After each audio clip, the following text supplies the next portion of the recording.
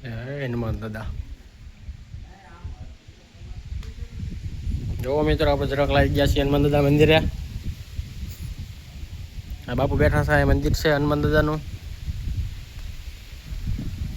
કષ્ટ ભજન દેવ હનુમાન દાદા.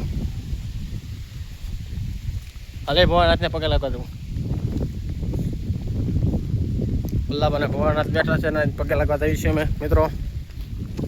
કન્ટિન્યુ બનાવી લેજો આપણા વિડીયામાં. બાપુ અનુષ્ઠાન કરે છે આપણા વિડીયા તમે જોતા જશો સ્ટેટસમાં. યા અનુષ્ઠાન કરી આવડી જગ્યા છે નહીં તમને દેખાડું. કન્ટિન્યુ બનાવ્યો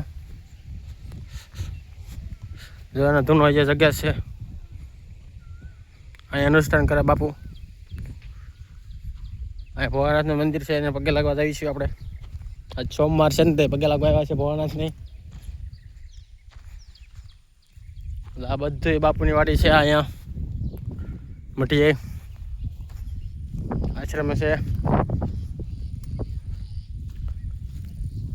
જો નજારો જોવો અહીંથી વ્યૂ કેવો આવે છે કોમેન્ટ કરજો જરા. ભોળાનાથે પગી ગયા છીએ પગે લાગવા. બધા દર્શન કરજો મિત્રો. સોમવારને આજ ભોળાનાથનો વાર છે. ખાલી વ્યૂ જોવો મિત્રો કેવો મસ્ત આવે છે. જો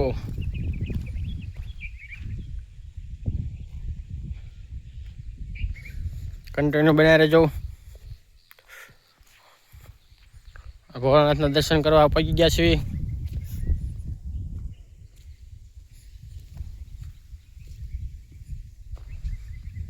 જય ભોળાનાથ.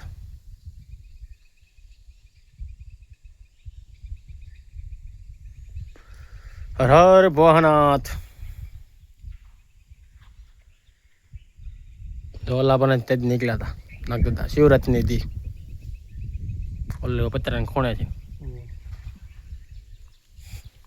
આ હનુમાન દાદાનું મંદિર છે. આ ગૌશાળા છે હામી દેખાય.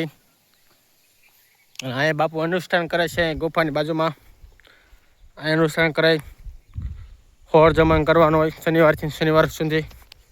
10 જમણ થયા છે આજ અનુષ્ઠાન કરે છે. આપણા સ્ટેટસ જોતા હશો તમે. રોજ આવતા હશે વોટ્સઅપમાં, ફેસબુકમાં, યુટ્યુબમાં બધે. લાઈક કરતા રહેજો.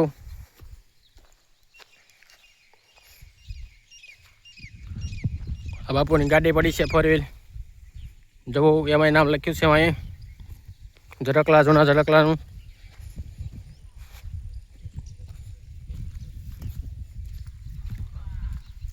અહીં બાપુ અનુષ્ઠાન કરે છે. રોજ 2 થી 5 વાગ્યા સુધી કરે છે તડકામાં. તમે દેખાડો છો એ જગ્યા કન્ટિન્યુ બનાવી રહો.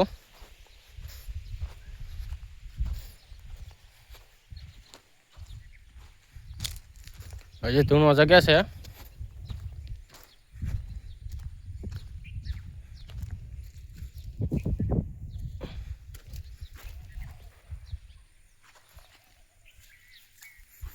જવો અહીંયા બાપુ કરે અનુષ્ઠાન રોજ.